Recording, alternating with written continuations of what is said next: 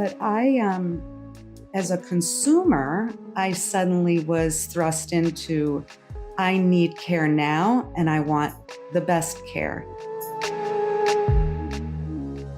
The real thing is, do we understand what the people are going through?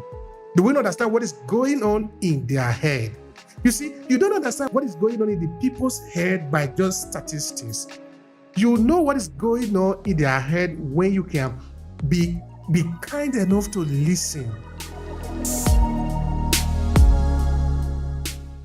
See, when we look at marketing, and some companies get this right, some companies don't, depending on if you're a product or service business. It's what legacy are we leaving with those that we encounter, those we're trying to serve. And legacy for me isn't a plaque we leave on a bench somewhere. It is how we enter and leave people's lives, how we positively or negatively impact them.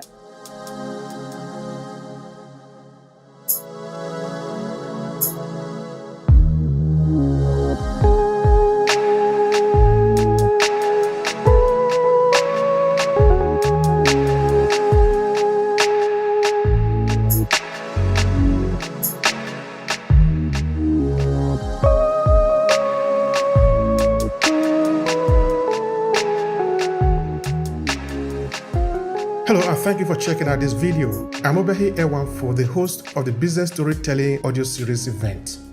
The event is held on LinkedIn every 2 weeks where we talk about different ways we can leverage the power of storytelling in our business and professional life.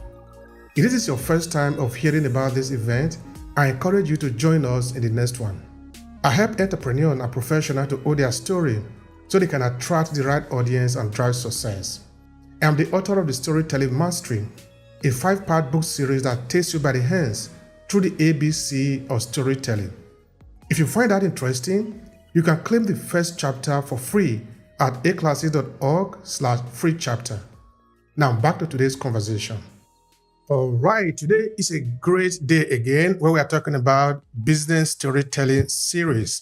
And Business Storytelling Series is an event that we organize on LinkedIn every 2 weeks. Of course, it's a time for us to explore how to leverage the power of storytelling in our business, and in every area we are looking to be able to build our influence, stand out in the competition. Because when you have your story, when you are leveraging the impact of your story, you automatically separate yourself from the crowd. You are not competing with anybody because you know who you represent, you know who you are, you know why you are doing what you are doing. And this automatically sets you apart from the competition where you are trying to replicate what every other person is doing. So it's fundamentally important that we know how to use the power of storytelling in what we are doing. But being able to use storytelling requires that we learn how to build emotional connection with our audience, because when you are telling story or when you are using storytelling in your business, you are essentially looking for a way to stop your listener or your audience, whatever they are doing, and tell them, hey, pay attention to this one. This is very important because it is valuable for you. And the best way to do that usually is when you can connect to them at an emotional level, because as animals as we have, or based on our evolution, you see that we don't reason in data. Data in the sense of we are not reasoning only in statistics, in the 10% or 20%. We usually base our action on the basis of emotion. In that, how do we feel about it? The feeling is the most important part of our rationality. Of course, after we have made our decision, now whether you are talking of buying or talking of maybe you want to take a particular decision that lead you to exchanging a value with another person, you do that on the basis of feeling, but then you go ahead and rationalize it, thinking that, okay, this is actually the right decision based on this, based on that. But you actually justify your decision that you have already taken. In most of the cases, this decision is actually taken on the level of emotion, or the level of how you feel, in the level of the feeling. You see, there is something that they usually call the gut feeling. How do you feel inside of you? That supersedes any type of statistic that we might put out there. Because if it is only the statistic that we are just shooting out there all the time, it might pretty much bore people at the point. So when we want people to buy into what we are doing, it is important that we engage them at the level of emotion, because emotions supersede every other data that we might put out there. There is a lot of explanation that can actually be done on why we are making our decision on the basis of emotion and then going around to justify it, justify our decision that we have made because we want to find reason, because we don't want to sound stupid. So it is important that we understand that there is a lot of things that is going on within the level of emotion, which is why we must engage people on the emotion. Then, of course, we can then bring in data. All those are important. And that is, of course, what we are going to be covering in today's episode of Business Storytelling. All right, my friend, Mr. Izu, thank you so much for joining us. And I also see Reverend Gloria Tino. I'm so happy that you are here. You see, what I come to understand is that when we say we are going to show up, we show up.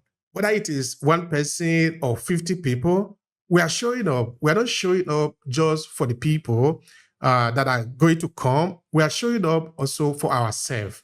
So I think this is an important part of the entire engagement that we are having with the universe and with the people that we are serving.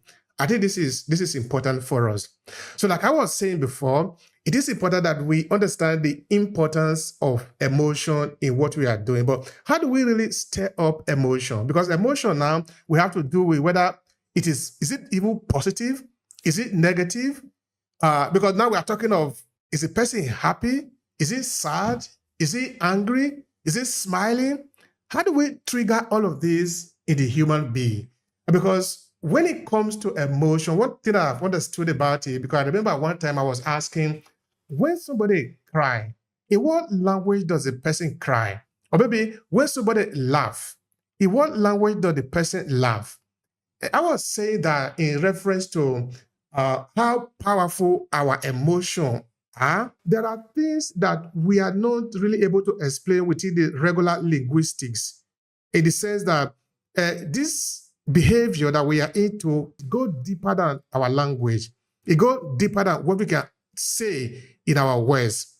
Like if you see somebody crying, you don't really need that person to explain to you in English or in German or in Yoruba or in Hausa or in Igbo to understand that that person is crying. You know that the person is crying. Because when you hear somebody crying, you don't need to also try to think very hard to understand what usually makes people cry. Because you have cried at least one time in your life, maybe. For most people, they cry quite a lot, no? So it means now you understand their feeling, because you don't understand what the person is feeling. So whether it is a good feeling or bad feeling, what is essentially happening is that you are triggering this emotion in the people. Because when they are in that level of feeling, everything becomes easier for you in able to be able to connect. Now, I remember, for example, there was a time I did a bit of insurance sales here in Italy. They had what they make us to do. It's called small talk. That when you are meeting somebody for the first time, you want to engage in sales, the person naturally will set up a barrier. This is very normal in the business world. Yeah, of course. Most people in businesses understand that when you tell somebody, I'm going to give you this thing, then you're going to give me money. For some people, they know that the money that they are giving to you is money that they could have used for other things, like maybe buying food or buy fuel for their car, or maybe spending on other things that are going to be pleasurable for them. Now you are telling them, give me that money, and I will give you something of value to you. Okay, when you come to maybe, okay, come and spend money to buy a car, to buy a house, to buy a television, to buy a telephone that you are going to be using. At that point, it still makes a lot of sense, even though it can still be difficult to understand that. But what if when it comes to maybe buy insurance now, where you are telling somebody invest in something, but in this thing that you are invested in, you are not going to benefit from it. You think that is going to be difficult to say to a person if what you are saying is just going to be statistics. Instead, what you do, or what people really do in this area, is that you connect to the people at an emotional level. Like, for example, okay, let's say maybe, for example, you are talking to the man in the house, who is the breadwinner, is the only person that is bringing money to the house. Maybe this house have 3 children and a wife, and the man, of course, who is every day going to wherever to look for money to provide for the family. Of course, You are a man, you must love your family. There is no two ways about that. Now, the question now is that the person who is going to sell you on insurance is going to help you understand that, you see, this world is not run by you. It's possible that something could happen to you. When that thing happened to you, that maybe you are no longer alive, you are no longer here. Some people, for example, in the first 6 months that you are gone, what is going to happen to your family? This is the woman that you love. She's not working. You know that she's not working. These are your 3 children. You know that you love them and they love you. You know that. You know that every survivor of them depends on you. You know that. You know that very well. When you help an individual to understand the complexity of this life, of course, this man, knows that what you are saying is true. You make it also feel what the family is going to feel in his absence, so that even though he is not going to physically benefit from the investment that he's going to embark on, of course, he loves the family. Why not? He will invest on him. But he's investing on that insurance because he is feeling in the gut. He's feeling inside of him. So this is why a lot of salespeople, or like we were doing at the time, we are going to house to knock. Okay, let's talk about you a little bit. But where are you coming from? What do you love? And all of those gists. You are doing it because you want to place the person that you are talking to at the same level with you. When it is at the same level with you, you begin to talk about, I don't know, maybe the person likes music, you are talking also about music. What you are essentially doing, you are breaking down the barrier, you are building the connection. When you do that, it becomes easier for you to sell him or her, or say, like the example that I'm giving now, in insurance. Because he's not buying a car that he's going to use tomorrow. When he finishes, he's going to use to see his friend and he's enjoying it. He's not like he's paying for an ice cream that he's going to enjoy. It's going to be beautiful. This is a nice ice cream. Or maybe he's going to buy a television or a computer that he's going to be enjoying. You are telling him literally, hey, the hard-earned money that you have got, put it somewhere. But you are not going to benefit from it. Other people are going to benefit from me. And worst of all, the people are going to benefit from it when you are dead. That is the story. But you don't want to put it like that, no? You look for a way to paint it for the person so that he understands what is going to happen if he doesn't take that decision. He's taking that decision not at a rational level, but at an emotional level, because you make him feel. You make him feel what his wife is going to feel like 6 months when he's dead.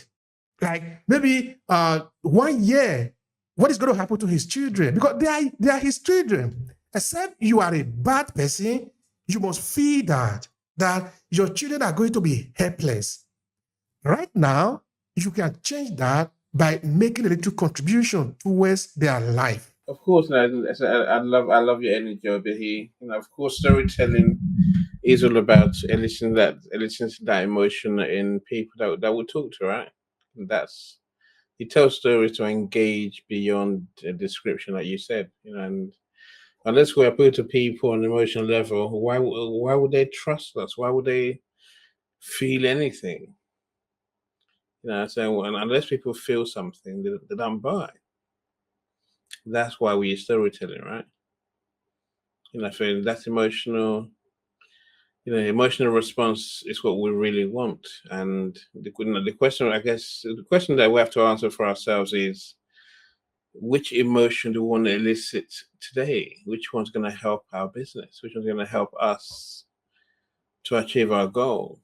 Some companies go for, they go for annoying, upsetting the customer because of, maybe it's a sense of lack, a sense of what they haven't got because they're not using our products, our services. Other customers will aim to make customers jealous because other people are doing, you're not. Other people have, you don't. And some people also go straight for, like Apple. We're the best at something. You must want what we do because we are who we are, right? So if you want to feel this way, then buy our products. Everyone does this. You see, over here, the big businesses do this every day. Many of us just don't understand how to use it in our business because we think we're too small. We haven't really thought what we're doing. We haven't really thought the stories we're telling. The whole point of this event, of this room, Safobi's existence, is to preach this storytelling message to everyone. More than that, it's to give us the skills to tell those stories. That way we can get the benefits of storytelling for our business too. You want to carry on talking over here? Let me welcome Natalie. Let me welcome Esther Comfort as well. Welcome, my friends. Glad you're here. Want to get somebody to reflect. What do you usually tell them? Say maybe, for example, you are an investigative police officer. You want to investigate a case. And this case, maybe the person that is committed the crime or who is suspected of committing the crime is a hardened criminal, and you want to get into the mind of this individual. Okay, let's not use that. Let's say a psychologist. You want to help an individual, but you want to get into the root of what is disturbing him or her. You see, the best instrument that is known to man that you are going to use is not shooting somebody on the foot and say, hey, tell me now, life or death. It's called story. You see, you engage in an emotional type of story to the point that the person almost get naked in front of you in telling you the secret that he or she is keeping inside. You see, without doing that, you cannot help him or her really in the real sense of it, because you cannot prescribe something to somebody without knowing what is actually the problem. And to know what the problem is, the person needs to speak up. You need to speak, like literally speak up. But somebody needs to get you to speak up by getting you involved in some form of emotional engagement, helping you to tell story, triggering you. I think that is the right word there. You need to trigger somebody so that the person then open up and start to talk. Journalists do this. A lot of investigative police officers do this also. It's baked into the program. A lot of religious leaders do this also. That they help you make the confession. After you have made the confession, that every other thing become easy. But you see, that thing you have said then become a lever for them. Because they are going to use that, okay, they are going to use that either for good or for bad, depending on the intention. If maybe, for example, you are meeting a psychologist who you are asking to help you, and for this reason, you tell this story because you reveal the thing that is hidden inside of you, that individual can help you. But this thing can work both ways too. If it's a bad person, he can also use it against you, because now that he knows the key, which is a secret to your heart, it can be used against you. But what is important here actually is that it works. When we are at the level of emotion, we are almost naked. We are connected. We become one-on-one. If we know how to do that very well, then we can build up a lot of influence around the people that we are engaging with or we want to influence, because we help them to trust us. Because without the trust, we cannot get to the emotion. That is important too. If it is just the question of statistics, we remain on the statistics, very cerebral. But if it becomes the question of emotion, where we sometimes cry, we don't cry just by statistics, we cry because somebody touched us. Now, I was interviewing a US historian. She's a lecturer in the university. I was interviewing her, and we were talking about African history. You know, there are some part of African history that really get you as an African. That are part of our history when you are talking about, it really gets you. This lady almost want to cry. I could see it. This is what I said to her. I said, sister, don't worry. If you have to cry, cry. Don't worry. I will cry with you. This is a safe place. You see, I couldn't do that by just throwing her some statistics. I couldn't do that by threatening her. I couldn't do that by any other way, but by connecting at the level of emotion. When we are emotional, we are not really rational, which is another reason why they say, if you are, for example, you are a negotiator, maybe an international negotiator or even intergroup negotiator, it is said that when you are highly emotional, don't take the decision at that moment. Because the decision you take, more than 80% is going to be wrong.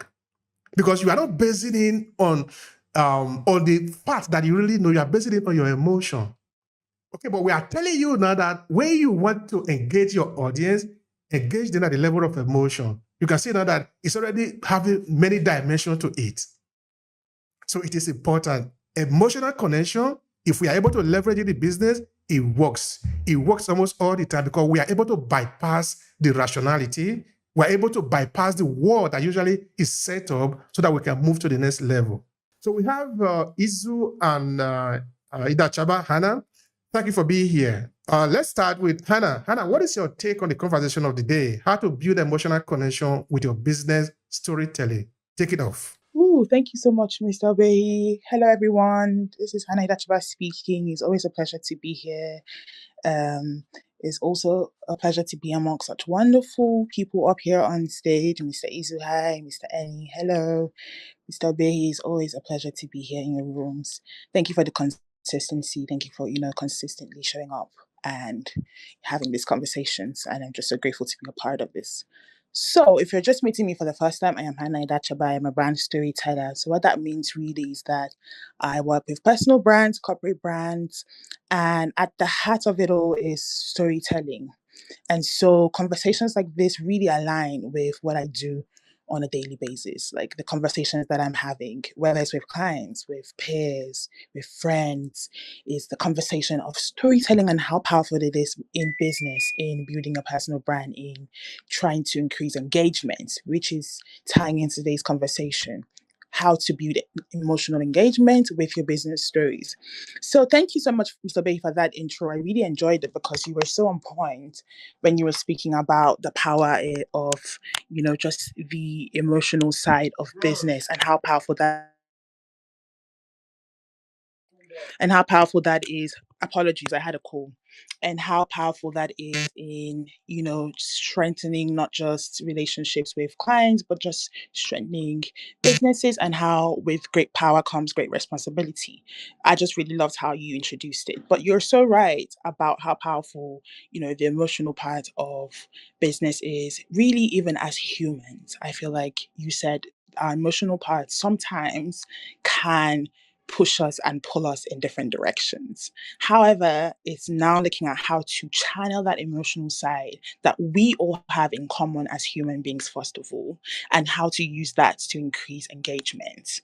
With that said, I wanted to first talk about the sort of array of emotions that we as human beings have. Right? There's the joy, there's sadness, there is anxiety, there's fear, there's so many emotions that we can go through. Some people go through these emotions almost on a daily basis, right? Like there's always something going on that would bring joy, that would spark joy or cause anger. The point is, we all can relate when it comes to the level of emotions. However, what I see happen a lot of the times here on LinkedIn is a concentration on fear as an emotion. And don't get me wrong, fear is also a really powerful part of, emotional marketing or emotional content creation or just emotional engagement, to drive emotional engagement and all of those stuff. However, I don't quite agree that fear should be the only thing, being focused on a lot of the times. And this is what I see many LinkedIn creators do, is that they really hinge on the fear emotion, right? So when they're selling you a course or they're giving you an offer or they're telling you about, why you should work with them, there's usually the fear element. Like, if you don't do this in the next couple of days, this will happen. Like I said, it's powerful in its right. However, why not, which is a question that I would pose, whether it's a question or just a statement, right? Why not also focus on the other emotions? Because they are just as powerful as fear is. Who says that you cannot get people to get involved in your service and in your product, or to get involved in you as a person if you express joy? Right? Who says that you cannot get the same reaction of fear when you express excitement, right? Like I said, what I found is that concentration on fear all the time. Whereas if you really are able to fine tune what communication materials you're using in your business, you can also involve those other sides of the emotions. Like I said, the joy part, the fear part, even. So if you're just concentrating on the joy beats, you can do, okay, for a change, the fear part. And this is not just instilling fear, it's saying, listen, I know that we all have fears. Here's my fear, right? And I know that this might be your fear, and this is how I can come in, and this is how I can help.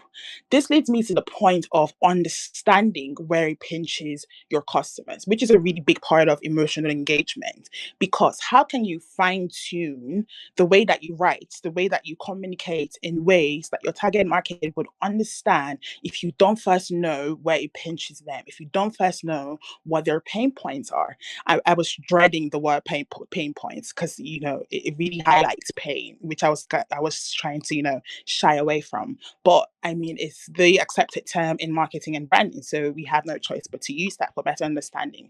But my point is, really, we can go into the element of emotions and how all of them, sort of can come together. So I was speaking about understanding the pain points of your customers. Where does it hurt them? Where does it pinch them? And how can I speak to those areas? So, like I said, instead of just focusing on fear, what if your customers are really just going through anxiety of the future, of what to expect, of the not knowing, right? Which is also a common experience as humans. Why not speak to that? Why not speak to the real issues that they're going through, instead of an assumption that everyone would make a move from fear? Some people, some customers would not buy just because they're scared. Yes, thank you for the information. You're telling me that in the next couple of months, writers will go extinct. Okay, thanks. Good. Thank you for that information. But does that mean that I would want to buy your AI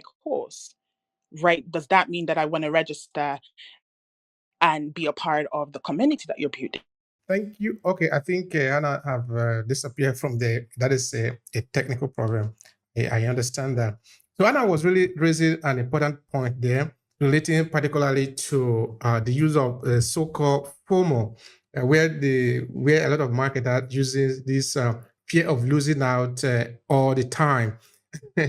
Anyway, when Hannah come, I do have a curiosity that I'm going to ask her. So I'll just wait until she returns, because I understand that this is just a technical issue that she can easily fix just now.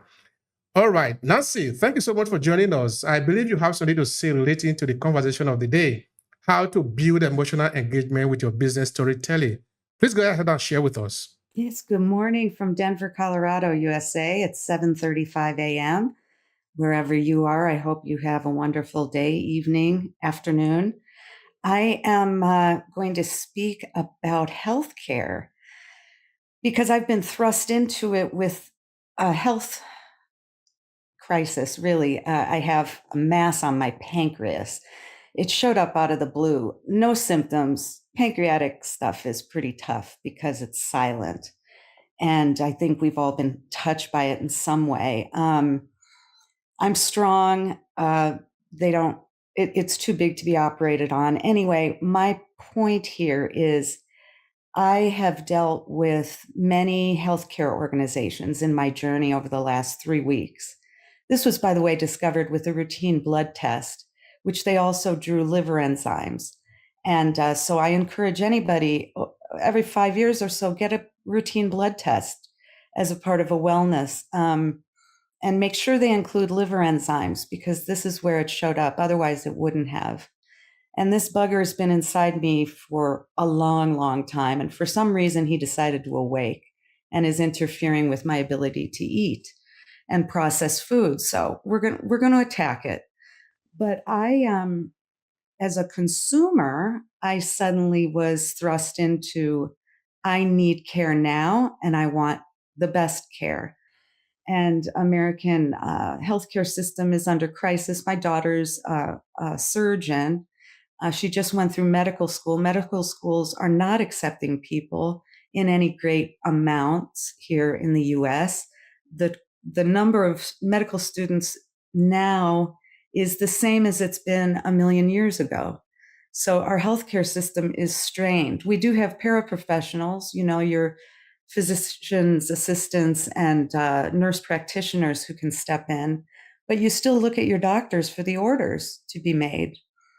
Well, some of them can write orders, but nevertheless, I was at a point where I was getting nowhere with one healthcare system here in Denver. I picked up without even any suitcase and flew to Houston, and I got care at MD Anderson. I was inpatient for a week last week, and we got down to the bottom of it. And I had the best surgeons, best oncologists, best healthcare workers. And there was a servant spirit there. I'm telling you, every time somebody came and poked me in the arm with another blood test, there was a smile. There was a, you can do this, you're strong. There was massage therapy. There was acupuncturists that came to my room. It's like, this is a spa. But the business stories along the way, we could be moribund, if that's the word. We could be really depressed and talking about healthcare journeys as healthcare professionals, if you're in that role, or you could really tout the successes of your organization and the stories of somebody who's being told she's as sick as she is, and she's not. All right, she's not. So you tell stories of resilience and strength and how the spiritual aspects as well as the physical aspects will bring you through.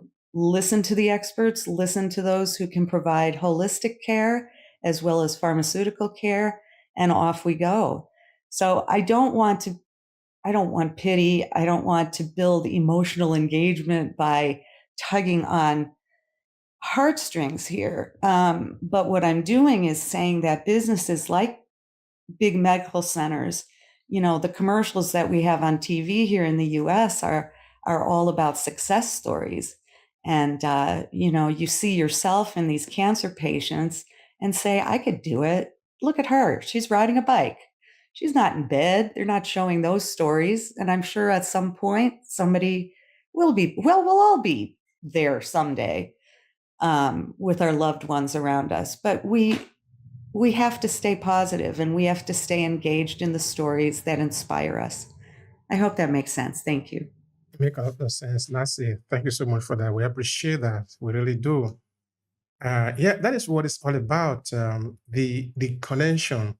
And when we talk about the emotion or the emotional engagement, it's because we want to be at the same level with the people. We want to, because the story that we tell is not going to resonate with everybody. That is why, of course, looking at business, for example, we need to pinpoint who our audience is. Who are we speaking to? By the time we know who we are speaking to, when using emotion, it means we are going to the level of the people, to their feeling, what is going on in their mind, what makes sense to them. Because they are taking their decision based on that. Not necessarily based on the fancy things around, based on the beautiful dress we put on. Those might help, but those are not the real thing. The real thing is, do we understand what the people are going through? Do we understand what is going on in their head? You see, you don't understand what is going on in the people's head by just statistics.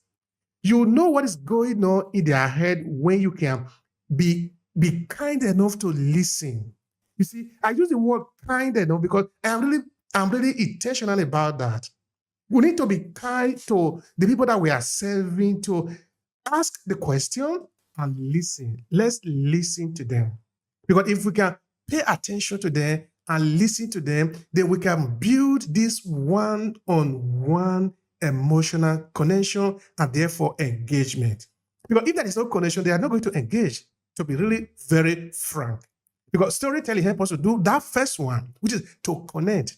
When we connect now, if you are saying makes sense to them, then they can engage with you. But they first of all need to understand that you are here for them. You are here for their interest because you understand what is going on in their life. So yes, I like Nancy, like you were saying, there are two industries that I think being able to listen to people is very important. I know it's important in every other area. in tourism and in health, it is sacrosanct that we really come to the level of the people that we are talking to, like really hold their hands. Why health and why in the tourism industry? Because in the tourism industry, okay, maybe I'm using tourism industry because I have more than 10 years experience in the tourism industry. Because when people are coming in, they are complete stranger. They don't know you. You are going to be the one to direct them, to guide them to what is going to happen to them, because at the point they are going to close their eyes and lie in the bed that you provide for them. If this is a hotel, for example, or maybe you are going to guide them to tell them this is the hotel you should book. So you need to understand these people. You need to care about them, because if you make mistake, it's going to be bad for them. The same is for hospital too. You tell your story to a stranger who eventually become a trusted ally at the point. Because the moment you are getting to the hospital for the first time, the person you are meeting is a stranger. But by the time you are leaving, the hope is that he's not a stranger anymore, because he knows your story, even though you might not know his or her story. But you tell him or her your story so she or he can help you. But if you don't tell them your story, you're going to go home with a problem. So it is important that whether in the tourism industry, in hospital, like I just said, or in many other areas where we are engaging with the human being, that we build up emotion. Emotion is a powerful connector. When we connect at that level, then we can reveal anything that is important for us to execute based on where we want to go. I think that is important. Oh, yes. Yeah, please say something more if you have to. If I have to. Oh, you have no idea. Annie, Annie knows. I'm sorry to interrupt you. Did you want to finish that thought? No. I'm done. We are here for you, the people that are listening. Yeah, go on. Gotcha. Every person who came in my room, it's interesting because I don't like talking about myself so much as I like to know who are you. And so, the medical assistant who comes in to check my vitals in the middle of the night, I got to find out, what's your family like? Are you from Houston? And we all got to be such great friends because through the shifts, being there 7 days, inpatients, I saw people coming and going on vacation, shifts changing, and we became a real team. I mean, I'm stuck there in the room 24/7. But I have to say, when I did take my IV and go totter downstairs, there was on the second floor this Starbucks, and it was called the Garden Room. Talk about marketing. First of all, you walk through their endowment or their charitable giving room, and you see not just the people who have given money, but the people who started MD Anderson in Houston. This is a huge campus, and such love and dedication, and this hall of fame of patients, caregivers, and contributors. So well done. It gave you such hope. So talk about a marketing, talk about building emotional engagement. Just going to get my coffee, I forgot it was a hospital. It was gorgeous. I mean, there's a lot of money being pumped into there. And I'll tell you what, when I draw up my trust, they're getting some money. They're getting quite a bit of money because it is important to lift up these kinds of organizations, whether it's the Mayo Clinic or the Shriners or some of the other groups out there who are doing fantastic work, who don't charge people who can't afford it. And this is what healthcare should be. And to have a sterile environment, for instance, in the old days when we called them old people's homes, when my grandmother was put in an old people's home, in Finnish, my family's all Finnish, so it's called lepokoti. When she went into the lepokoti in Florida, it was pretty sterile. But I guess it fit the bill for then. I'm so glad now you have more retirement centers that are more engaged. They're nicer looking. I mean, it's a quality of life.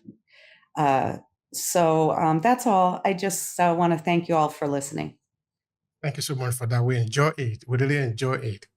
Just at the back end, I'm asking also the people that are listening, share with me, what are you thinking? What are your thoughts about the conversation?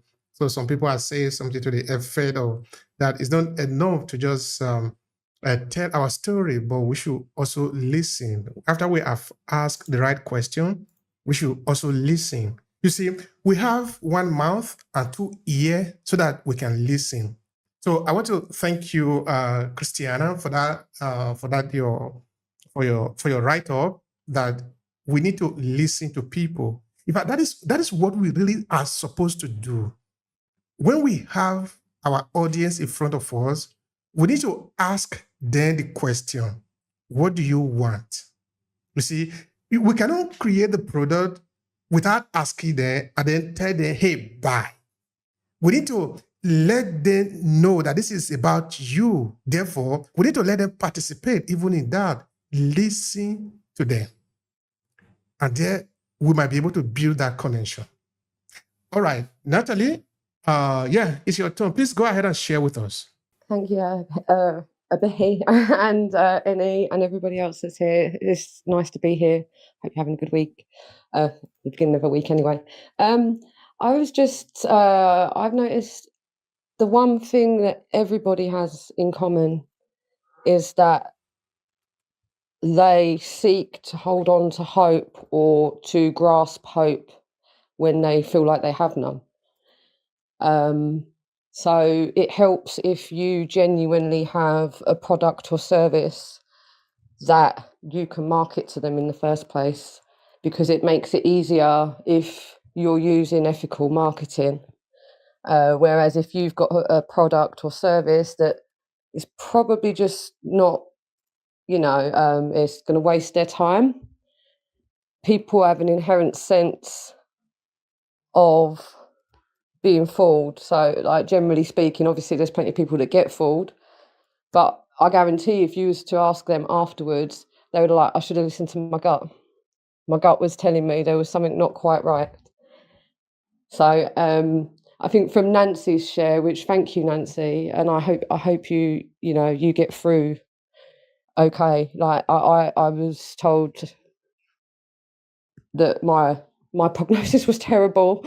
my diagnosis wasn't great, and I'm still here. So there's hope for all of us, But yeah, I think the key is hope. You need to be able to offer hope, and you also need to be non-judgmental. Whilst you're listening, you need to keep your face as neutral as possible. If someone does say something that gives you pause, because perhaps you haven't heard it before and it shocked you or something like that. And the best way is to obviously be honest. If you can share something personal about yourself, to interact with them on a human level, so that they see you're not just a sales and marketing strategist, you're not just a writer trying to sell a book. That helps build that bond of trust. And acknowledge if they have negative emotions or circumstances occurring and they happen to mention them to you, acknowledge their pain. But usually in a story there'll be some small positives, so try and focus on those positives, because it's a basic NLP, which is neuro-linguistic programming, which most people will know here, and CBT strategy, which a lot of marketers and economics professionals tend to use in advertisements. And that's all I've got to say. Thank you. Sorry that took so long. No, it's not long at all. Thank you so much for that. We appreciate you, Natalie. Thank you so much for that. All right, Hannah, now that you are back, I'm going to throw my reflection to you. Then, of course, I move to, okay, Christiana, you are there. We're happy that you are there. Just be a little bit patient, okay? All right, Hannah, you were talking of people using FOMO, the fear in their marketing, sometimes that you don't particularly like that. So my curiosity was, why do you think some marketers, also businesses, use fear as one of the elements to attract or trigger people to react to their communication, to their messages, maybe on LinkedIn or another platform that they might be communicating? Yeah, I could try. Apologies for the service. Like the service is so terrible here. I don't know what's going on. But to answer your question, there's no doubt that fear works. It works because it's more psychological, right? Tell somebody today, this is what's going to happen, and I am the person to help you from that thing happening. You immediately positioning yourself as help. And that's why it's so effective, because you're not just saying, well, this is what's going to happen to you in the next couple of months. You're saying, well, I can help you so that that doesn't happen, right? So it works. It works, and for it to have worked for this long, a lot of people at the back of their minds say to themselves, well, this is the approach to take. My argument was really around the fact that although fear is effective, there are also other effective emotions that people can use as well. And so putting yourself in one box where it's just the fear tactics can be very limiting, and you can become very predictable when you are doing that a lot in business. And then, like I said, there'll be a point where people will sort of call your bluff, because if you're saying, well, this is what's going to happen to you, and it doesn't happen to them, then how do they believe what you have to say next time? So it's very dicey in the sense that, yes, fear works. However, do not rely on the emotion of fear all the time, because there are other emotions that can spark people to also want to take that step, whether it's to purchase or to send a message to say, I need more information. So there are other things that you can use.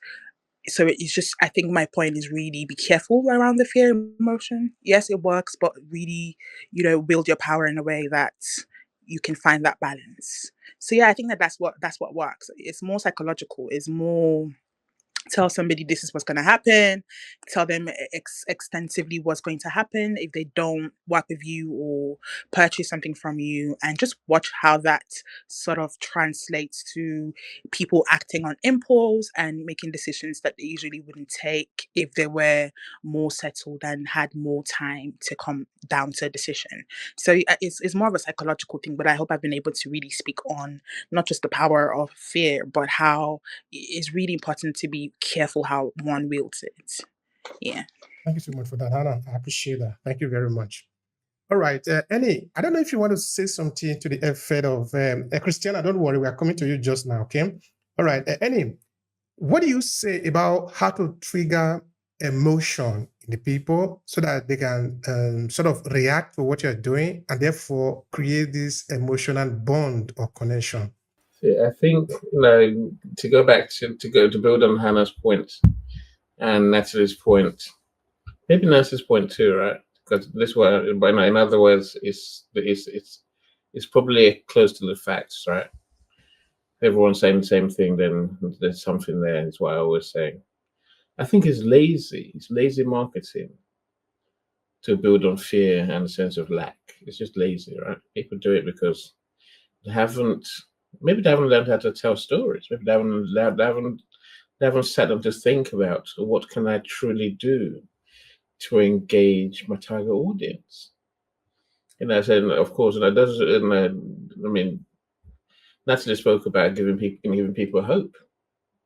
I think, of course, the tragedy of the limitation of human thinking, of customers, of people, is that we build off what we lack and what we fear, what we don't have, more than the hope factor, the hope things in life, right? But I think it's very easy to flip the emotion. The simple thing is, as Hannah said, I make you scared that you're not going to have what you want, and then I position myself as the hero who's going to give it to you. That's what people do every day, right? Then the question then becomes, how do you do that? And then if you keep doing that the same way every time, people stop listening to you. So you're going on the street and shouting the same thing day after day. After a while, people go, "Oh, I've heard that before." And as Hannah says, some will call your bluff and say, "Okay, I don't trust you enough to spend my money with you." And guess what? I'm still going to survive. I'm going to thrive still, even if I don't fall for for your rubbish. You see, I think big brands over here, they think and they plan their stories. They don't just wake up and throw up an advert on telly, for example. They think, they do focus groups, they do tests, and then they decide which adverts to push out there, which stories to push out there. And I think that we as small businesses must think the same way, right? It just takes sitting down and truly working out, okay, what do I want to convey? So when I say people react to negative emotions over here, the negative emotions come down to fear, of course, greed, envy. These are things that motivate people every day, and psychologists know this, and build on this. And what I think it's so simple to go the other way and talk about the things that actually inspire people. The other things that you would know that people tend to work on is this sense of pride, sense of shame, sense of maybe even poverty. This is what marketing is based on. Sadly, I think we can do better. We have to do better. Now, how do you do better, my friends? Obi, he said it already. You have to understand your customers, right?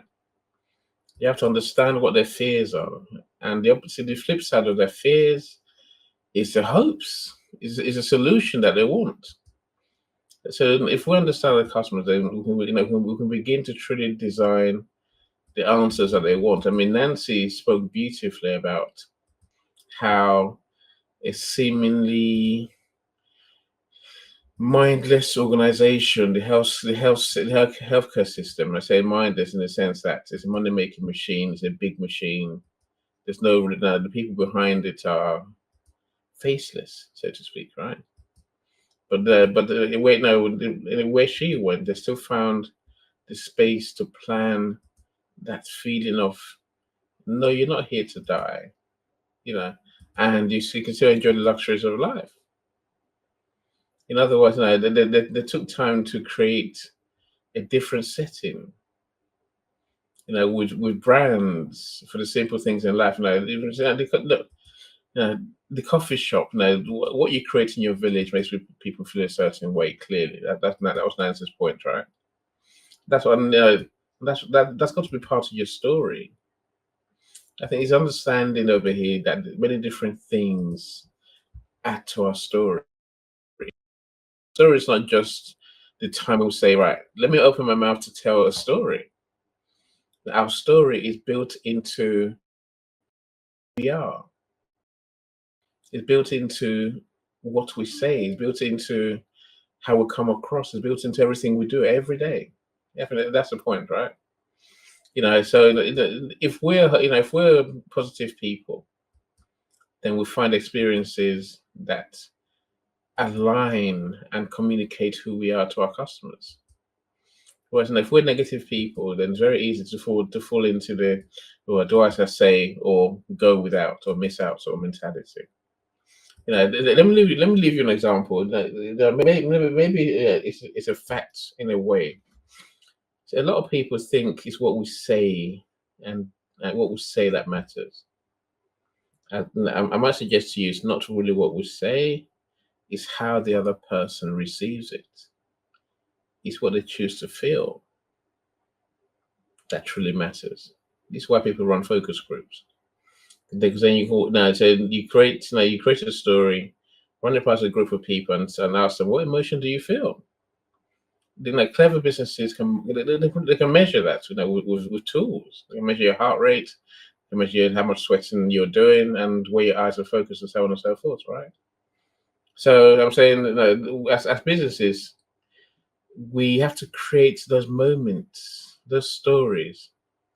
Now, Natalie mentioned we must align with our clients' vision, what's important for them. And part of creating hope, it's not just saying, right, we can make the future better. Then the question is how. And that how is not always with our solution in terms of I make a better pen than the other person, for example. Our solution is here's what we believe in as a business. We believe in sustainability. We believe in fairness. We believe in, Apple does this every day. We don't believe in creating the best products so that way you never have to replace our products. That's creating a hope, right? So there's clever ways that we can convey emotions, and we just don't spend the time to think through what we're saying, what we're doing, how we're coming across. Maybe even how we're designing our business. Those who do feel the benefits of storytelling and truly have a cut through to the customers. Those who don't forever run around in circles over here, wondering, what am I doing wrong? I think we have to learn how to tell stories. We have to learn how to be authentically the stories we tell. How to be authentically what our customers need us to be. It's a part of the conversation, my friend. I could waffle on. Say, look, I'll leave you with one last thing. Say, no, I've got a post to do today. So it's for a skincare brand. I say I've been working with this company for the last 6 years. So last weekend, I took myself off to a party across the UK, so across England. 5-hour drive, 5-hour drive back. And when I got there, I'm like, I'm here for only one reason.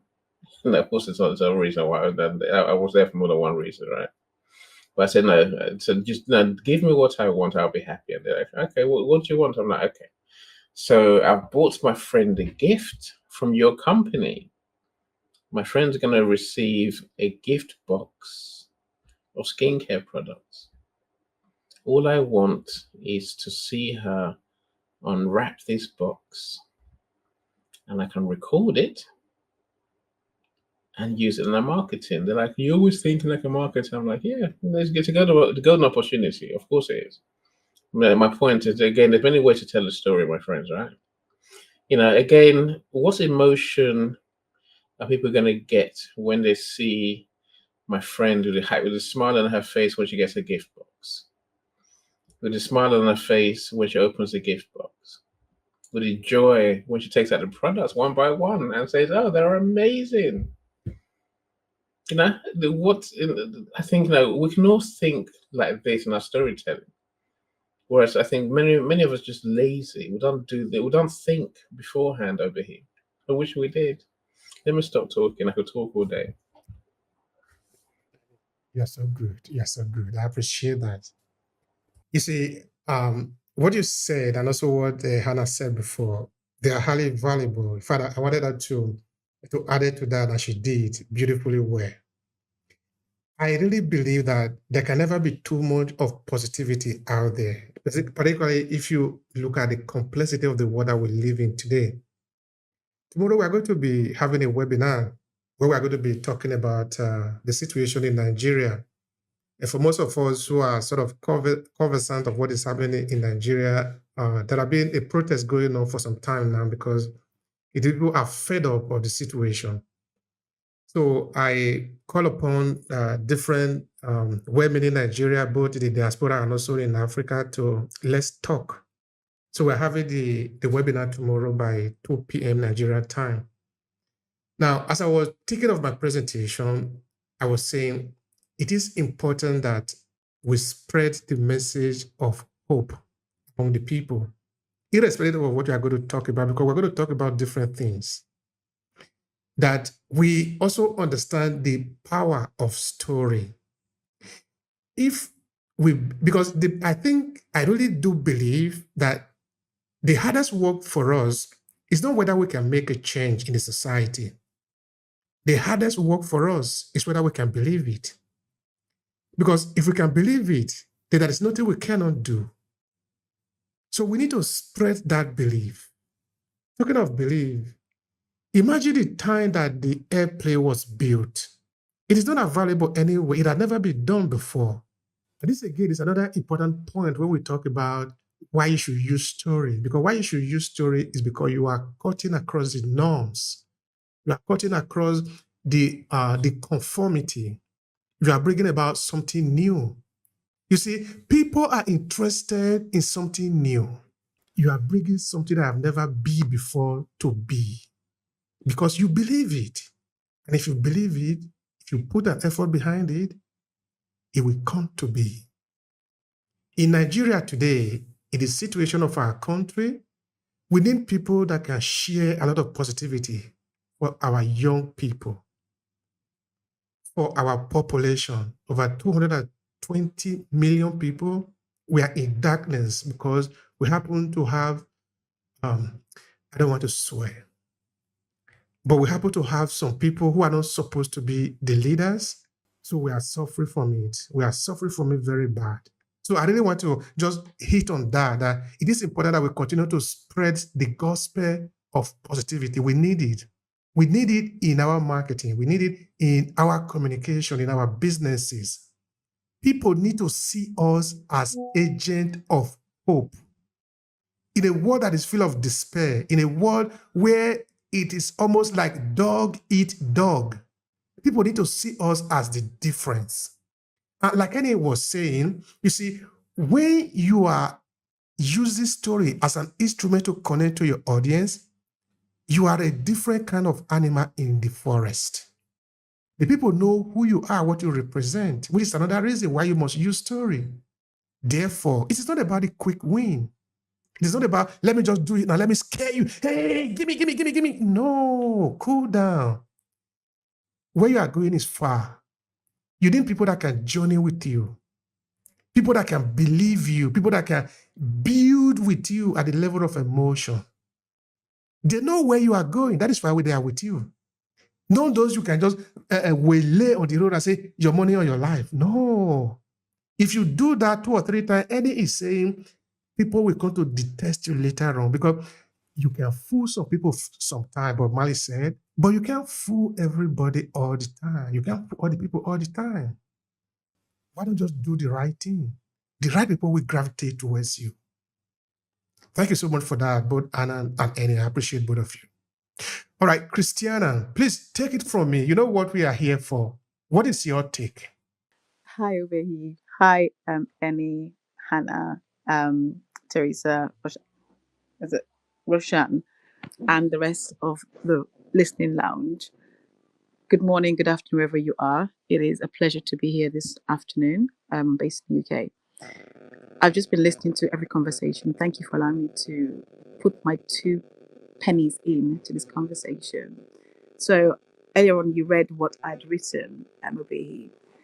But let me begin with what you read, what I'd sent you. So my point of view is this: telling our stories is not enough. We've got to reach out by connecting with, with our clients, for our audience, with those that we want to serve, those that we want to connect with, those that we know need the services and products that we are offering. Okay, that begins with asking the right question, almost of a consultation, because if you put something out and you're not connected with your target audience, what use is that to them?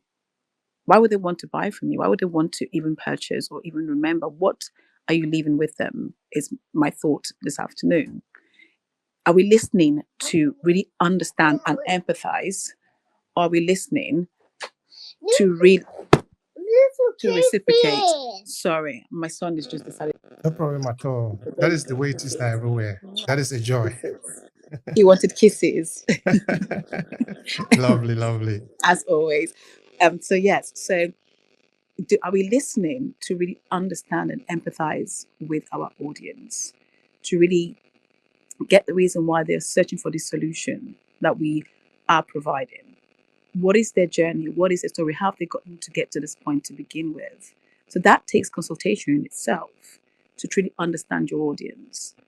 And what do you want them to take away from you? So Nancy mentioned earlier in her experience, and Nancy, if you're still here, I pray that all is well and that you get the right treatment for you. She spent a week in hospital. And what is really key with that is she remembers how she was made to feel. Despite speaking of negativity within the healthcare, she still remembers how she was made to feel. That's a key thing, because that in itself is the legacy of the staff that was around her, that was there for her, that supported her, that treated her. So you see, when we look at marketing, and some companies get this right, some companies don't, depending on if you're a product or service business, it's what legacy are we leaving with those that we encounter, those we're trying to serve. And legacy for me isn't a plaque we leave on, on a bench somewhere.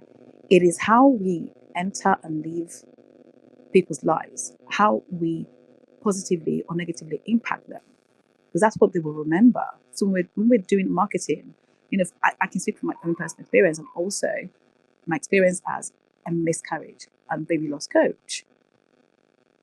This area is a very traumatic, sensitive, highly sensitive area to deal with. And therefore, I can't be doing things like FOMO, because my audience are already at a point of fear of judgment, fear of not knowing what to do, trauma from losing loved ones or loved one. And therefore, that would not work in my space. So it's really understanding, how is it I can better serve my audience? How am I connecting with them? The story I'm bringing to the table, does that story meet them where they are?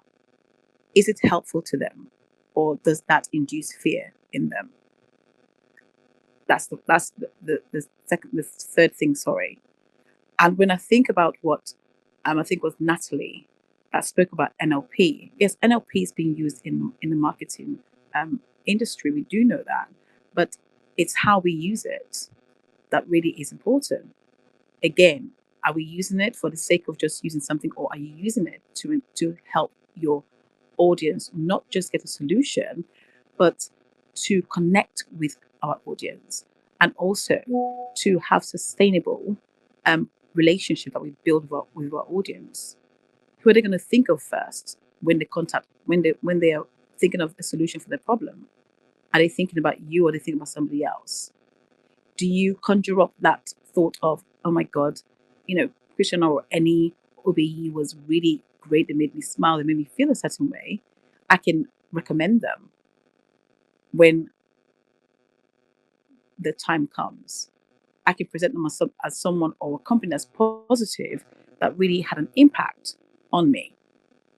Okay, so for me, like I said, I cannot come from a place of fear of missing out, because of the nature of the work that I do and the nature of the people that I serve. I have to ensure that I'm really properly connecting with my audience. I'm really understanding what their journey has been. I'm really consulting with them and working and including them. The one thing, again, that Nancy mentioned is how she was made to feel, but the inclusivity. So often we don't include. I know Ellie touched on this too, in terms of doing research and ascertaining and having forums and making sure that the people that we serve really get to be part of the solution that we provide for them. I really believe that in order for us to achieve real connections, we need to thoroughly understand our environment, thoroughly understand what again, Hannah mentioned pain points, word I don't personally like to use, but I'll use it for the sake of this conversation, is what are their pain points? Not just the pain points, but what is it that they want to see long term? Not a solution for tomorrow, not a solution for 2 months' time. It's a solution that's going to be a solution for the foreseeable future and going forward and moving on within their lives, that they can perhaps take away and really embody. Again, in my own personal business and life, is I think to embody what we've been given. That solution really means a lot, that we can talk to our families about, because we've experienced something positive, really, with companies and with products and with services. It's really about the legacy that we leave. And I think I mentioned this previously. The legacy isn't what we see on the wall, but rather how people that we encounter, people that we want to work with, and people that we serve, how do we leave them feeling? what are they saying when they leave us, when they encounter us? So for me, this is what engaging and connecting with people emotionally from a marketing point of view really means how our customer receive the message that we are giving them, the message that we're putting out really determines whether or not they can put their faith and their hope in us as those who are serving them. Thank you. I yield my mic. Thank you so much for that, Christiana. That is really highly valuable. I appreciate that. I really do. I really do. Well, I really sorry. Israel is having a bit of challenge here. This is a person I could have passed the mic to just now, because I don't know if it is just a Nigeria problem just now. I don't know if that is a general situation. But in any case, Israel, we really miss your voice. Yeah, you can confirm that, right? Like everyone's complaining of the service. It's just terrible. Maybe they are trying to use that as a strategy to make sure, because my wife also was complaining about it yesterday, because the guy that are protesting in different parts of the country, they wanted to send their recording outside. Sometimes it's sort of becoming a little challenging. Anyway, I don't want to steal the conversation for that. So I want to thank you so much, Christiana, for your input. That is highly valuable. Thank you so much. In fact, I just sent you a message that perhaps maybe we might need to meet up on the podcast, sort of expand more on what you're sharing here, because this is really, really, really, really valuable. I appreciate that. You see, all these are important within the line of what we are doing. Either we really are in for the long term, because if we are in for the long term, there is no need to cut corner. Because if you cut corner, it's like you are desperate. No, you shouldn't be desperate. You should really be in for a really good mission. You need people to journey with you. So there is no need to cut corner. And because cutting corner is not going to last for a long time. We need to build with the people that are going to support us. You see, I was saying before that if we manage to build with the people who support our mission, because that is what we need today. The businesses today, it's not just about selling anymore. It's about building the community, building the people who will support you, who will want you to succeed. If you really, truly believe in a brand, you want that brand to succeed, even though their price is slightly higher compared to the competitor, you will still pay for it and get their product. Why? Because you believe in them. You want them to succeed. And that is the level that we need to be moving towards today, to building people around what we are offering. They like it. When we want to create a product, we tell them we are doing this for you. They want us to do this for them. We are serving them. Then they are helping us to grow. If you give them what they want, they will also help you to move to the next level. Because when you succeed, they succeed. Therefore, it is important that we include them in the mission of where we want to go. That is fundamentally important. So thank you so much for that. I appreciate that. All right, I think Teresa and Arosha, you came the same time, but we need to give priority to the ladies. It's called Ladies and Gentlemen. Teresa, take it. Oh, thank you, Obey. And Erskine, thank you so much for yielding to me. I appreciate it. Annie, thank you for hosting. Nancy, thank you for inviting me. And Roshan, Hannah, it's a pleasure to be up here with you, as well as everyone in the listening audience. And this is exactly it. Building emotional engagement with your business is building emotional engagement with people, because we start our relationship like this with each person. And I do want to start by saying how grateful I am to the LinkedIn community and to all of you that I have met, because it's created in-person relationships. Because as most people know, I'm a sommelier by trade. In terms, I choose wine and pair it with food and create a symphony of a dinner event or a lunch event or a celebration.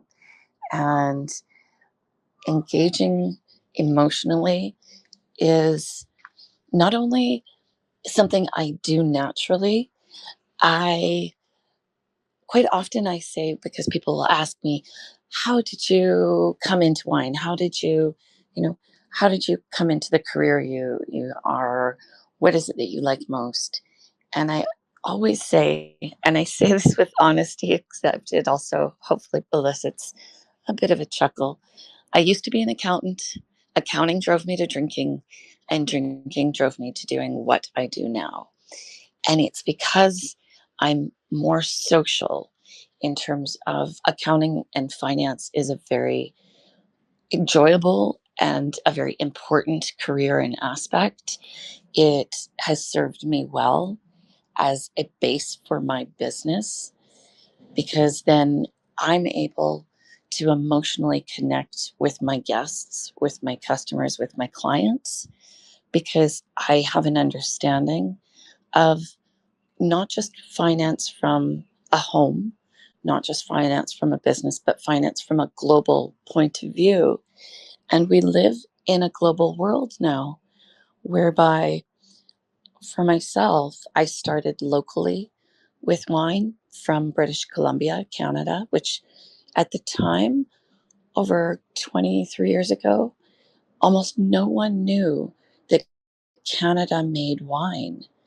And I would have guests coming from around the world, and they would come to our resort, they would come to the table, and they were busy in terms of they were busy people, they were successful, they had chosen to come for their vacation. And I got to see these people, sometimes for the first time, flying a kite with their children, or first time in a long time, sitting with their spouse, sitting with their sister or brother, and taking the time to enjoy a meal and have some wine. And some people didn't drink and don't drink, and we have that more often even. And the first thing that I did actually at the resort was when the families had children, then I would actually do a mocktail pairing. So, because this is about how to build an emotional engagement with your business, I tell not only in work, but in life, I tell a story in order to encapsulate what my part of my business, or how I do it and how I emotionally engage. And so this one story probably sticks out the most, and I appreciate the time on stage here. In creating a mocktail for the children, what it was we would have wine pairings, and we would have a 5-course dinner. So then the 5-course dinner, I would know which wines that I was choosing. The guests could also purchase additional wines or different wines. And so I actually made sure I had glassware that emulated the glassware that I put down for the parents' wines. And I would do it in a way, so if it was sparkling wine or champagne for the first course, I would do a sparkling apple juice. And the next was Pinot Noir. I would do something, a mocktail made with cherries and all of that. And it was just something I did because I engaged with the entire table that way. It's always something that when talking about wine and alcohol, there's people who don't drink, there's people who can't drink. And especially for young children, we want to engage with them and teach them the proper way. We want to teach them that alcohol is something that, yes, adults have an ability to enjoy. It also is something that needs to be taken with care, needs to be enjoyed, and there's a reason. And they're farmers that have created the wine. They're actual farmers that farmed the grapes and all of that, and that leads to food. And so in telling my story of this in itself, engagement, but also what I found has happened is 2 things. My takeaways are that at the end of their dinner, and especially at the end of their trip, I would have children coming up to me and giving me a big hug, and the family would be already booked to come to the resort next year. And they would give me their phone number, their address. They would invite me to come and stay with them. They would send me letters and cards, and I'm so humbled by all that. And even to this day now, some of the children that would come are now adults. Some of them have their own businesses. Some have their own families. And they always speak about that night at the dinner table. And the mom and the dad specifically would say to me, "Thank you for making my child feel seen and heard." And that echoes with what everyone else has said. We need to feel seen and heard authentically, and engaging individually and yet on a whole as a community is not only important, it's impactful, and it's led me to this stage today. Thank you for the time here. Thank you so much. I appreciate that. You are really into it. We can see that. Thank you for the message. And all the Italian will call it contorno around it. No? That is really beautiful. I love that.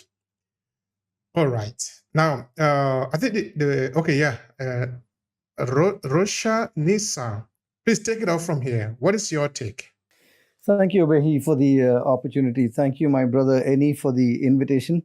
And good evening to Teresa, Hannah, Edwards, and all the other wonderful people listening to me.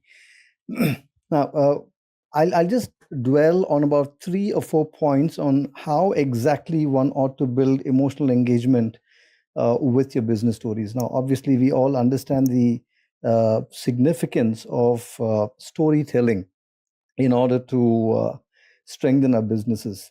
So, what are the factors that one would actually have to take into consideration when one engages in storytelling? The first is rendering a complete story.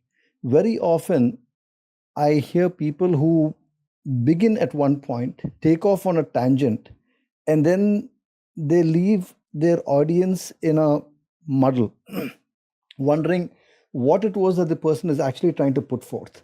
So, point number 1, ensure that you actually tell them the complete story. That is, the beginning, the middle, and the end. What are you actually trying to drive home? What do you want the audience to have as a takeaway from the story that you're actually rendering? So there has to be clarity of thought and clarity of perspective. That's point number 1. Point number 2, ensure that there is authenticity in whatever you're rendering. Very often, people make up stories just to engage in storytelling.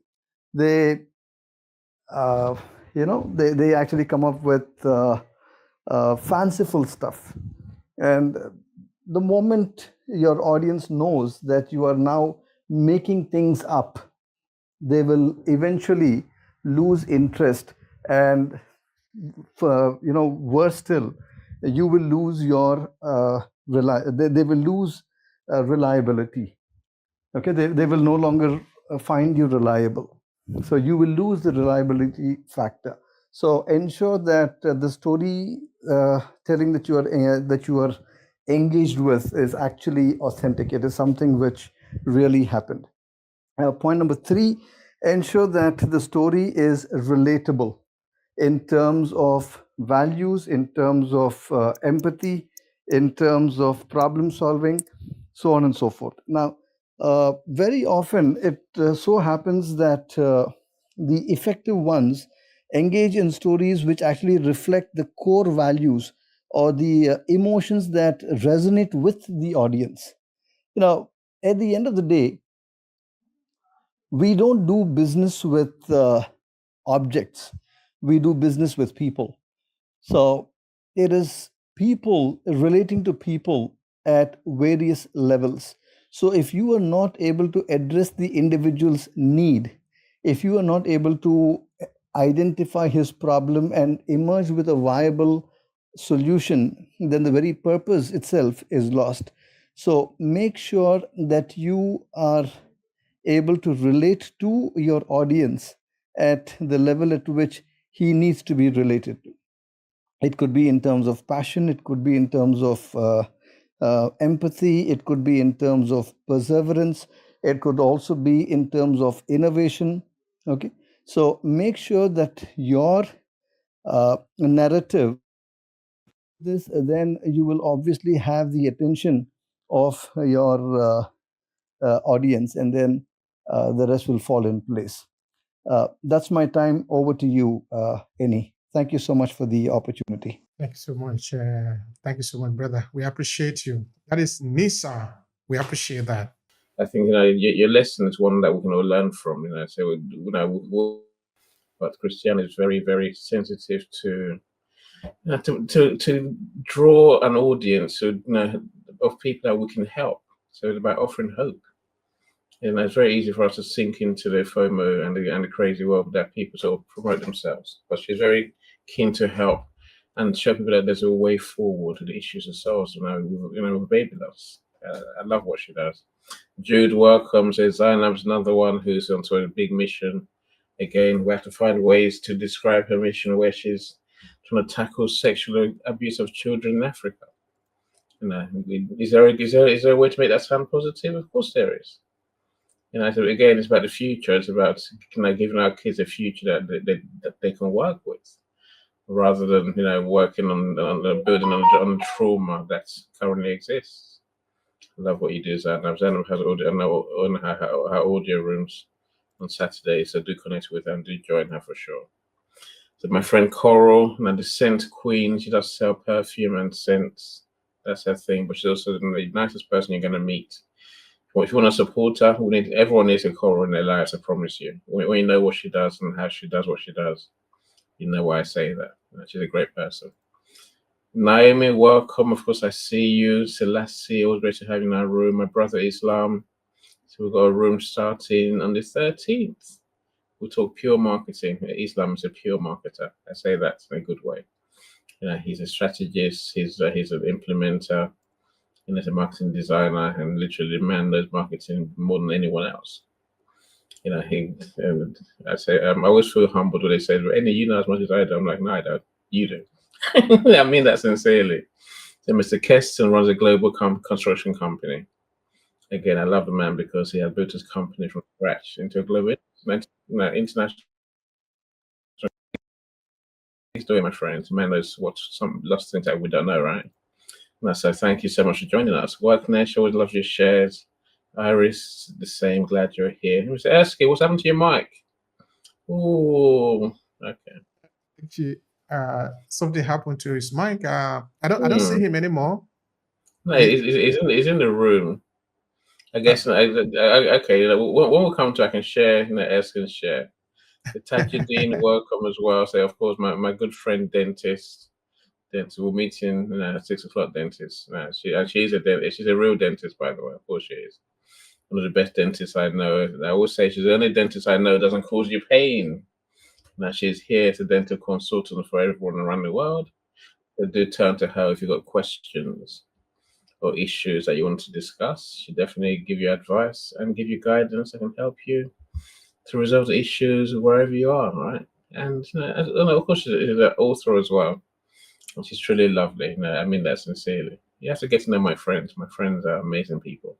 But he's definitely one of my friends who's amazing too. So is Hannah. Who knew that Hannah and I sat in audio rooms together right at the beginning 2 years ago, 2.5 years ago now. We did. So Terence, I see you, of course. Esther Comfort, I'm sure I've mentioned you. Nat, you've spoken beautifully. Nancy, of course, you have too. Let me keep quiet. If you want to share Erskine's share over here, then feel free. As I'll tell you what's happening in the end. Okay, if you want to say something about him, that is fine. Anyway, you already sent me a message. I think he's not able to. Anyway, continue with the conversation with us listening in the background. Of course, we have already spent our time here. We're actually moving towards the end of it. So with that, I just want to say that this conversation is really, really very important for us, looking at how to build emotional engagement with your business or with your business storytelling. This is you can fault this. It's so fundamental in the entire process of business storytelling. That if you remove emotional connection or emotional engagement in business storytelling, then there is no need for business story to exist.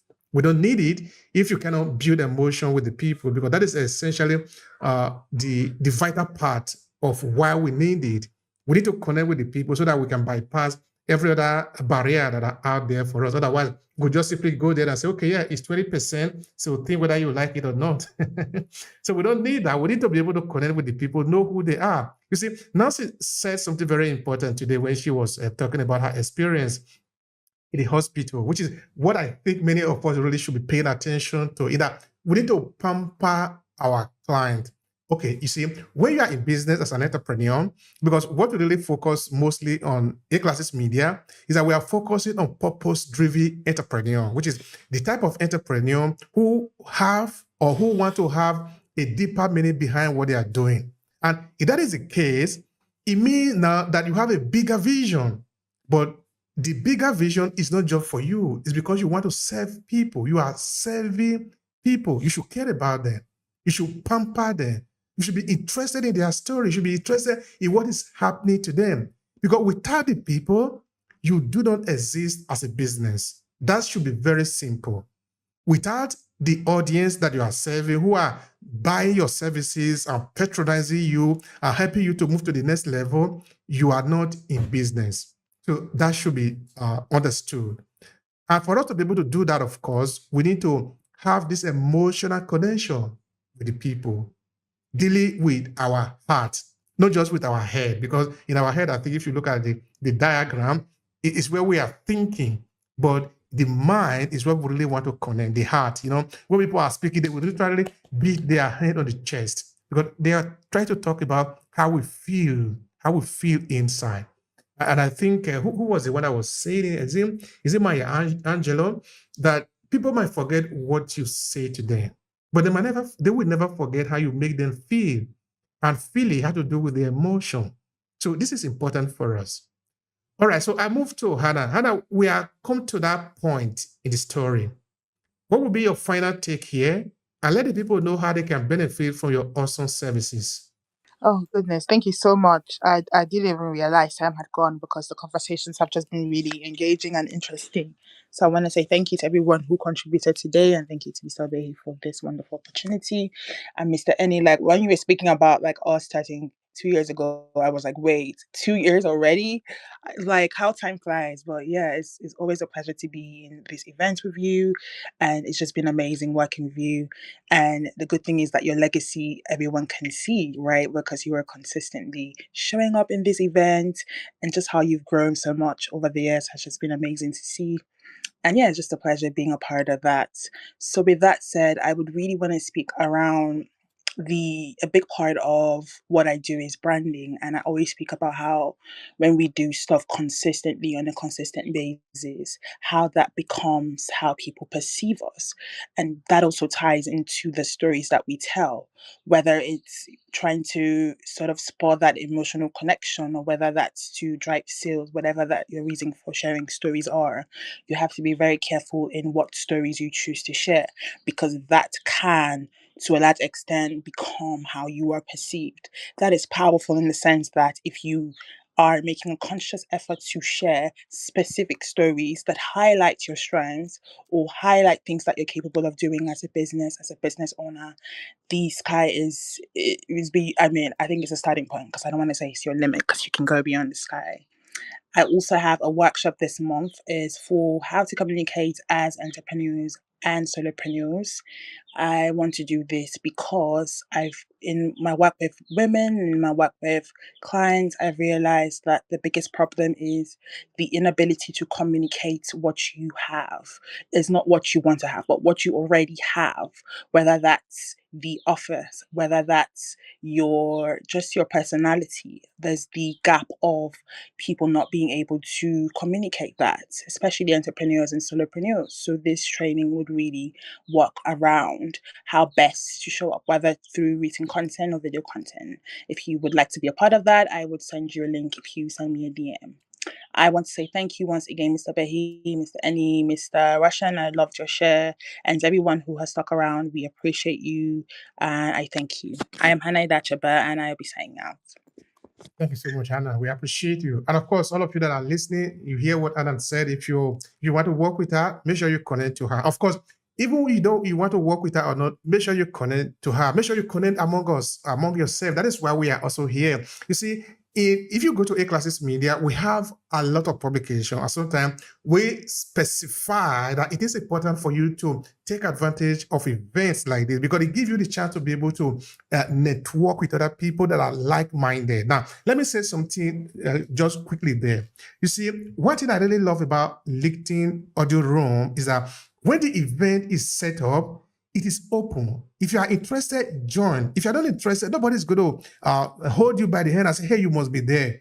If you are there, meaning what we are saying here resonate with you, you are interested. That is why you are here, which is to say, all the people that are in the room now are a cross-section of people who are interested in this conversation. And if you look at that from the point of view of business, it means that if what we are talking about as a topic, how to build emotional engagement with business storytelling is important to you, then it is important to other people that are here. Therefore, if you make the right connection with the people that are here, you are making the right connection because these people are interested in this. That is why we didn't pay anybody to be here. We just said this is what we're going to be talking about today. If they are here, it's a sign that it is relevant to them. And if it is relevant to you too, that is an interception. Because the event actually happened at the intersection, not in a straight line. You are in a straight line. Another person is in a straight line. Now, the intersection here is the story, the topic of the story that we are treating today. If the people are interested, you are interested, then there is a meeting point. So take advantage of that. Connect with people. It doesn't cost anything.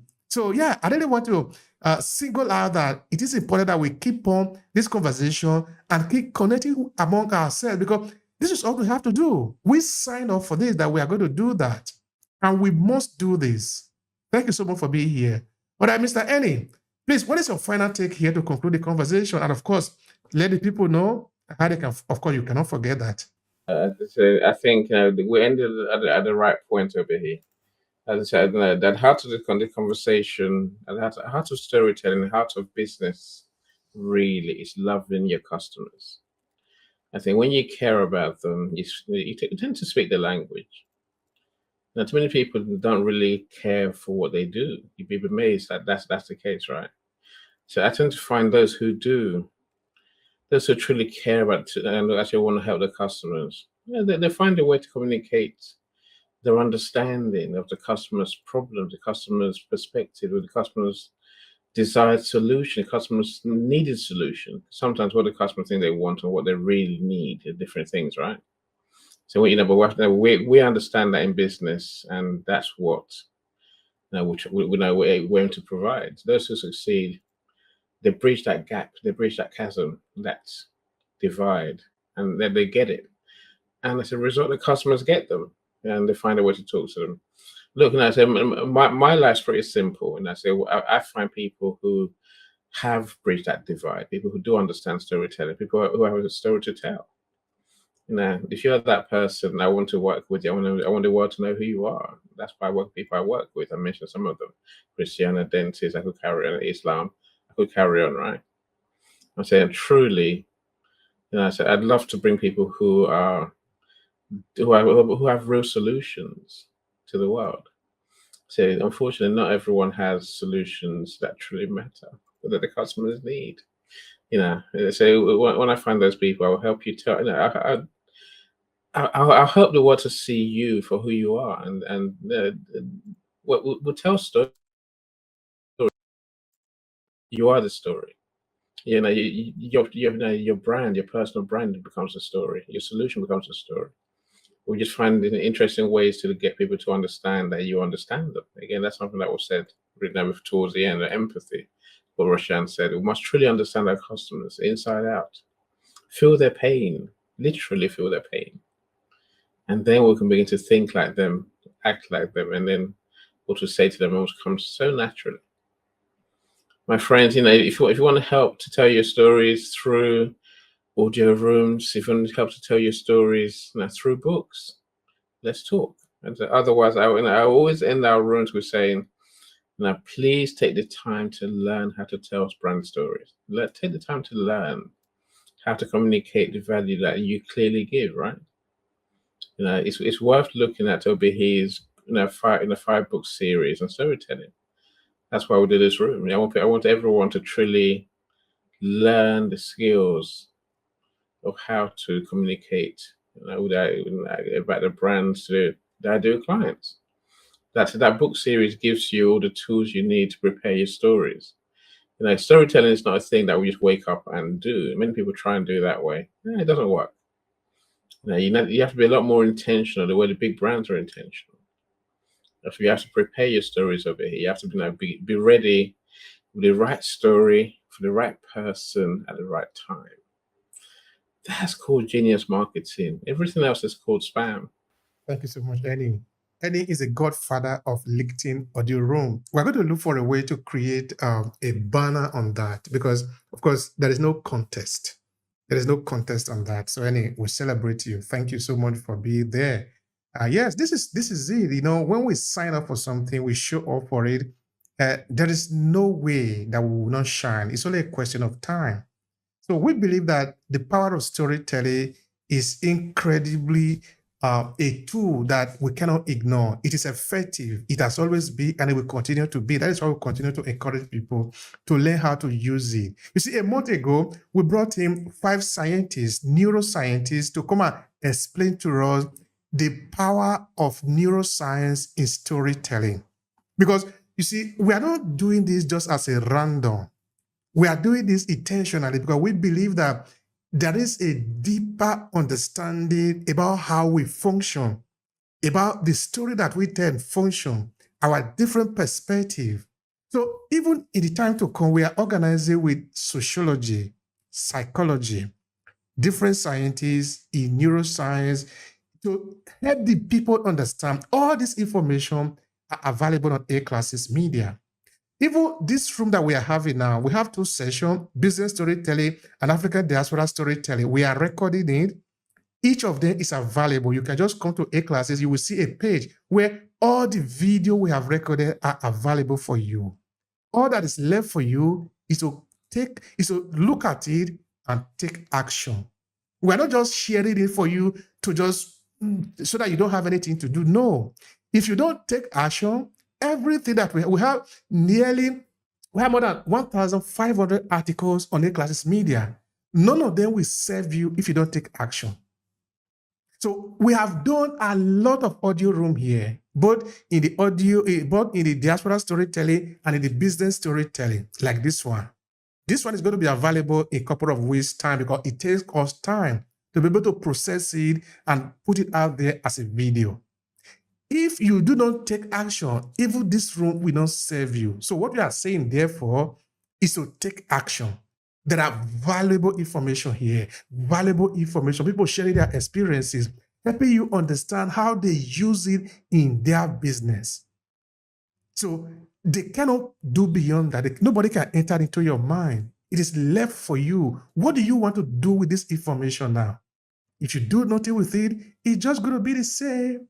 Nobody's going to lose, only you. Because it is all about you.